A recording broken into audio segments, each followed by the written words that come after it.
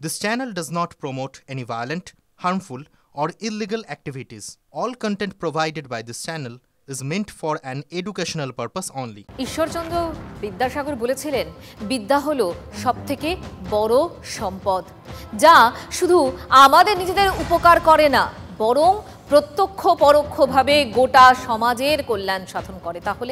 তাহলে তো বলতেই হয় যে গোটা সমাজ এই মুহূর্তে সংকটে রয়েছে। কারণ সংখ্যাটা 25,753। স্কুল নেই, চক নেই, ডাস্টার নেই, আর এখন শিক্ষকও নেই। দুর্নীতি হয়েছে, তাই গোটা প্যানেলটাই বাতিল। কিন্তু এর ফল ভোগ করতে হচ্ছে রাজ্যের সেই প্রত্যন্ত এলাকার ছোট্ট গ্রামের সেই ছোট্ট ছেলে মেয়েগুলোকে, যারা স্বপ্ন দেখেছিল বড় হওয়ার, পড়াশোনা শিখে ভেবেছিল হয়তো কোনোদিন সুনিতা উইলিয়ামস বা আবুল কালাম আজাদ হবেন। সেই স্বপ্ন তো ভেঙে চুরমার। দায়টা কার বলুন তো? শিক্ষার হারের হাল নিয়েই আজ কথা বলতেই হবে। আজকের প্রথম ইস্যু, দুর্নীতির ধাক্কা, শিখে শিক্ষা।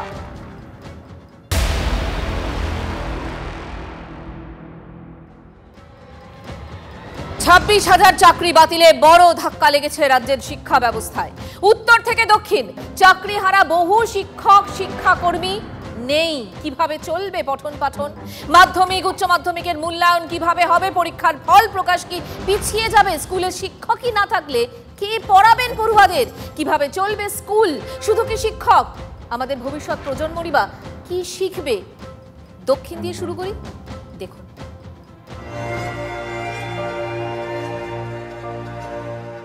জল জঙ্গলে ঘেরা সুন্দরবন, প্রত্যন্ত এলাকাগুলিতে পঠন পাঠনে ভরসা ওই সরকারি স্কুলগুলোই। ভরসার সেই জায়গাতেই এখন অশনি সংকেত।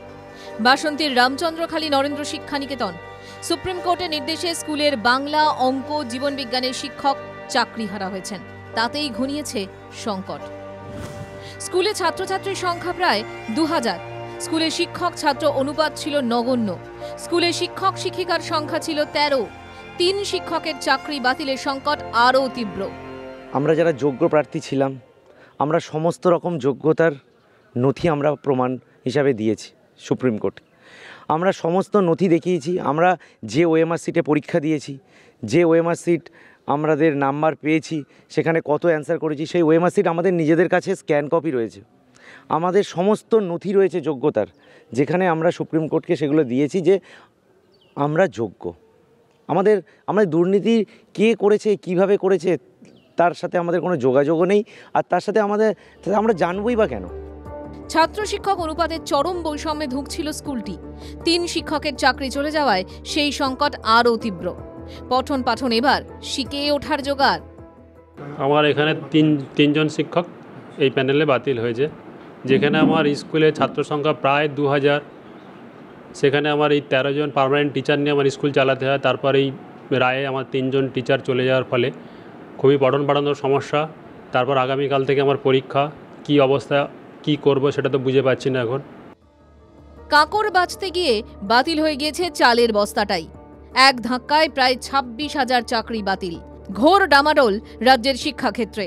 জেলায় জেলায় সরকারি স্কুলে শিক্ষকের আকাল ছিলই। দুর্নীতির ঝাপটা শিক্ষকদের চাকরি বাতিলে সেই সংকট এক লহমায় কয়েক গুণ বাড়িয়ে দিয়েছে। প্রমাদ গুনছে রাজ্যের শিক্ষাক্ষেত্র।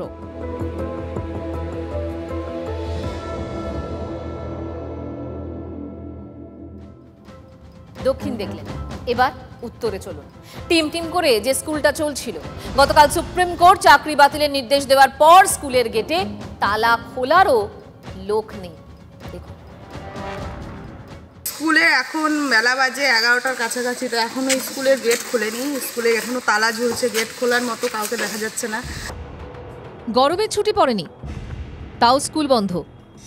ঘড়িতে বাজে সকাল 11টা, তাও স্কুলের গেটে ঝুলছে তালা। কেন এই অবস্থা?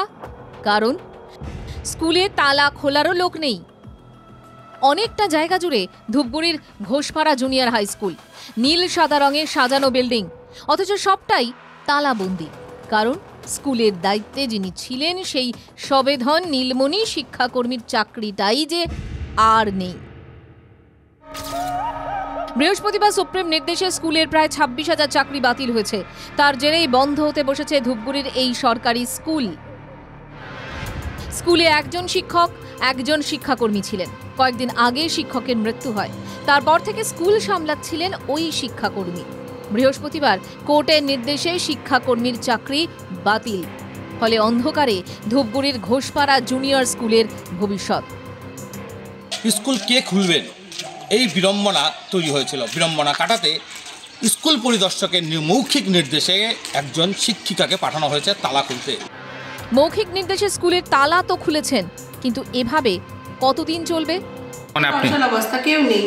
আমি তো এই স্কুলের নই, আমাকে টেম্পোরারি পাঠানো হয়েছিল, কিন্তু এখন এই স্কুলের বর্তমান পার্মানেন্ট কিন্তু আর কেউ থাকলো না, না কোনো গ্রুপ ডিস্টার্ব, না কোনো টিচার। স্কুলে পড়ুয়ার সংখ্যা 7। এক শিক্ষক ও এক শিক্ষাকর্মীকে দিয়ে টিম টিম করে শিক্ষার আলোটা এতদিন জ্বলছিল, সেটাও নিভে গেল। স্থানীয়দের আশঙ্কা এবার হয়তো স্কুলটাই বন্ধ হয়ে যাবে। অনিশ্চয়তার মেঘ যে স্কুলটা বন্ধ হয়ে যাবে নাকি, যদি নতুন করে শিক্ষক নিয়োগ না করা হয়, এখানে কিছু স্টুডেন্ট আছে, তাদের ভবিষ্যৎ অনিশ্চিত। আমরা চাইবো যে তাদেরকে অন্যত্র ভর্তি করার ব্যবস্থা করা হোক এবং দ্রুতই এই স্কুলে শিক্ষক নিয়োগ করে স্কুলটা পুনরায় চালু করা হোক। এদিকে শিক্ষকের অভাবে আগে থেকেই ছাত্র সংখ্যা কমতে বসেছিল, আর এবার একজনও শিক্ষক এবং শিক্ষাকর্মী না থাকায় স্কুল বন্ধের মুখেই। এখন দেখার বিষয় প্রশাসন কী ধরনের উদ্যোগ নেন। দেখুন, ধুঁকতে থাকা সরকারি স্কুল, সেখানে চক ডাস্টার নেই, পর্যাপ্ত শিক্ষক নেই, এই ছবি তো আমরা আগেই দেখিয়েছি। তার উপর নিয়োগ দুর্নীতি, শিক্ষা ব্যবস্থাকে বিপদে ফেলে পাহাড় প্রমাণ দুর্নীতি, যা সুপ্রিম কোর্টের রায়ে দিনের আলোর মতো স্পষ্ট। সাদা খাতা জমা দিয়ে স্যার আর ম্যাডাম হওয়া শিক্ষা ব্যবস্থা ধুলোয় মিশল। এবার যাদের চাকরি গেল তারা তো অন্ধকারে। একই সঙ্গে আধার নেমে এসেছে রাজ্যের হাজার হাজার স্কুলেও। শিক্ষক কমে যাওয়ায় স্কুল শিক্ষায় সর্বনাশ। কিন্তু বাস্তবের অঙ্ক সেটা কি বলছে? নবম থেকে দ্বাদশ শ্রেণীতে পড়ুয়া রয়েছে 50 লাখ, আর শিক্ষকের সংখ্যাটা 2 লক্ষ। পড়ুয়া শিক্ষকের অনুপাত হওয়ার কথা 40:1। অনুপাত অনুযায়ী নবম থেকে দ্বাদশে শিক্ষকের সংখ্যা 1 লাখ হওয়ার কথা। যদি ধরেও নেওয়া হয় বাতিল 26,000ই নবম থেকে দ্বাদশে শিক্ষক, তাতে 1 লাখের সংখ্যাটা 74,000-এ নেমে আসছে। এমনিতেই সরকারি স্কুলে শিক্ষকদের আকাল, তার উপর এ যেন মরার উপর খাঁড়ার ঘা। সরকারি স্কুলগুলো ধুঁকছিলই, আর এবার সেই ধুঁকতে থাকাটা আরও নুয়ে পড়ল, যা স্কুলের ভারসাম্যের উপর আঘাত। শিক্ষার্থীর সাথে অতিরিক্ত ক্লাস নিয়ে এবং খাতা দেখে, যেহেতু গরমের ছুটির সামনে পড়েছে, আমরা সেটাকে পূরণ করার চেষ্টা করব, কিন্তু এতে কি ড্রপ আউট রক্ষা করা যাবে? এতে কি বাল্যবিবাহ যেটা বাড়ছে তাতে রক্ষা করা যাবে? এতে কি আমাদের যে পঠন পাঠনের গুণগত মান তা বজায় থাকবে? চন্দনবাবু ঠিকই তো বলেছেন, বাল্যবিবাহ, পরিযায়ী শ্রমিক, এই সংখ্যাটা তো আরও বেড়ে যাবে, তাই না? আচ্ছা, মাধ্যমিকের ফল প্রকাশের দিন মনে পড়ে না আপনাদের? মনে করে দেখুন না, জল জল করে জেলাগুলোর নাম। পূর্ব মেদিনীপুর, বাঁকুড়া থেকে জলপাইগুড়ি জেলার স্কুল এবং প্রত্যন্ত কোনো এলাকার স্কুল যেখানে জল জল করে, যেখানে মেধা তালিকাটা থাকে লম্বা, সেই মাঠে থেকেই তো উঠে আসে প্রতিভাগুলো। পরবর্তীতে ছড়িয়ে পড়ে তাদের দ্যুতি, তাদের খুঁজে আনেন শিক্ষকরা, তারাই তো দ্রোণাচার্য। এমনিতেই কম ছিল তাদের সংখ্যা। উচ্চশ্রীর মাধ্যমে বহু শিক্ষক গ্রাম ছেড়ে শহরমুখী হয়েছেন, যার ফল এমনিতেই ভুগতে হচ্ছে গ্রামাঞ্চলের পড়ুয়াদের। শিক্ষকের আকাল। শিক্ষক না থাকলে কারা খাতা দেখবে, কারাই বা ক্লাস নেবে? রাজ্যে মাধ্যমিক, উচ্চ মাধ্যমিকের খাতা দেখা চলছে। ইতিমধ্যে প্রায় 60 থেকে 65% খাতা দেখা হয়েও গিয়েছে, কিন্তু চাকরি বাতিলের ফলে এই মুহূর্তে যারা রয়েছেন কাজে, তারা বলছেন বাকি খাতা তারা দেখবেন না। তার মানে সেখানেও অনিশ্চয়তার মেঘ ক্রমশই ঘন হচ্ছে। শুধু খাতা দেখা নয়, স্কুলে ক্লাস নেবেন কারা, এই নিয়ে প্রশ্ন উঠছে। কোন কোন ক্ষেত্রে, কোন স্কুলের 2 জন, কোথাও আবার 8 জন, আবার কোথাও স্কুলের এক ধাক্কায় 36 জনের চাকরি বাতিল হয়েছে। ফলে তাদের অনুপস্থিতিতে ক্লাস কারা নেবেন, সেটাও তো একটা বড় প্রশ্নের মুখে। তার মানে রাজ্যের শিক্ষাক্ষেত্রে একটা বড় সংকট। এই সংকট থেকে কবে মুক্তি মিলবে সেটা আমাদের সত্যি কারো জানা নেই, কিন্তু আমরা চাইবো তাড়াতাড়ি যদি অন্তত একটু বেরোনো যায়। কিন্তু সংকটটা শুধু এখানে নয়, সংকট আরও রয়েছে। সংকট ওই টলিপাড়াতেও রয়েছে, মানে টলিউডে। টলিপাড়ায় কান পাতলেই শোনা যায় যে এখন একটাই কথা, 21শে আইন। ফেডারেশনের দাপটে কি নাভিশ্বাস টলিউড পরিচালক প্রযোজকদের? দ্বন্দ্বের বীজটা ঠিক কোথায় লুকিয়ে? সমাধান মিলবে কিভাবে? আজকে স্পেশাল লাইনের দ্বিতীয় ইস্যু, টলমলো টলিউড।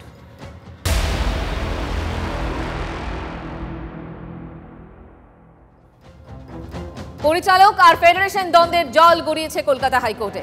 ফেডারেশনের অকারণ হস্তক্ষেপের বিরুদ্ধে হাইকোর্টে মামলা করেছিলেন পরিচালক বিদুলা ভট্টাচার্য, আর তাকে সমর্থন করেছেন কারা? পরমব্রত, অনির্বাণ এরা। মোট 15 জন পরিচালক ফেডারেশনের বিরুদ্ধে রিট পিটিশন জমা দেন, যার প্রেক্ষিতে আদালত জানায়, কি জানায় আপনাদের বিগওয়ালে একটুখানি দেখাই আদালতের নির্দেশ। টলি জটে কোর্টের যে নির্দেশ সেটা হচ্ছে চলচ্চিত্র পরিচালকদের মৌলিক অধিকারে হস্তক্ষেপ নয় ফেডারেশনের, এটা বলা হয়েছে। এরপর পরিচালকদের স্বাস্থ্য বীমা নিয়ে জটিলতা কাটাবেন তথ্য সংস্কৃতি বিভাগের সচিব, আর কাজ করার ক্ষেত্রেও ইউনিক কার্ড বাধ্যতামূলক নয়। আদালতের নির্দেশে এটা স্পষ্ট যে পরিচালকদের স্বাধীনভাবে কাজে কোনোভাবেই হস্তক্ষেপ করা যাবে না। ফেডারেশনকে বার্তা দিয়ে আপাতভাবে পরিচালকদের স্বস্তি। গতকাল মহামান্য আদালত বেশ কয়েকটা বিষয়ে খুব স্পষ্ট অন্তর্বর্তী নির্দেশ দিয়েছেন। কোনো কোড অফ কন্ডাক্ট এই মুহূর্তে বলবৎ নেই, তার কোনো আইনি ভিত্তি নেই। যদি সেটা তারা দাবি করেন তাহলে সেটা অবৈধ। ইউনিক কার্ড থাকবে না বলে আমি কারোর সঙ্গে কাজ করব না, এই নিদানটা ফেডারেশন যে দিচ্ছিল এবং যার ভিত্তিতে ডিরেক্টরস অ্যাসোসিয়েশন মানে এফেক্টেড হচ্ছিল, এই বিষয়টি পরিষ্কারভাবে কোর্ট কিন্তু নির্দেশ দিয়েছে যে ইউনিক কার্ড থাকা বা না থাকা, ইউনিক কার্ড বিষয়টাই অ্যাকচুয়ালি অবৈধ হয়ে গেল। চাহিদাটা একটাই যে আমাদের সঙ্গে যেন কাউকে নন কোঅপারেট করতে বলা না হয়। কোনো ক্ষেত্রে আমার প্রয়োজন মতো একটুখানি আমার ইউনিট সাজাই, যাতে আমার ঘাড়ে সাসপেনশন, ব্যান ইত্যাদির খাঁড়া যাতে না নেমে আসে। যেভাবে আমরা কাজ করতে চাই, যে পছন্দের টেকনিশিয়ানদের নিয়ে, তারা সবাই আমাদেরই সঙ্গে 25-30 বছর ধরে তারা কাজ করছে। আজকে ফেডারেশনের সভাপতি স্বরূপ বিশ্বাস, কাল যদি অন্য কেউ হন, তার আগের দিন যদি অন্য কেউ থাকেন, এটা তাদের ব্যাপার। এই জিনিসটা সাংবিধানিক হতে হবে, ন্যায্য হতে হবে এবং সব দিকে যাতে ভারসাম্য বজায় থাকে, আধুনিক সময়োপযোগী যাতে হয়, সেইটা দেখতে হবে। সেইটারই দাবিতে আমরা, সেইটারই প্রেয়ারে আমরা গেছিলাম।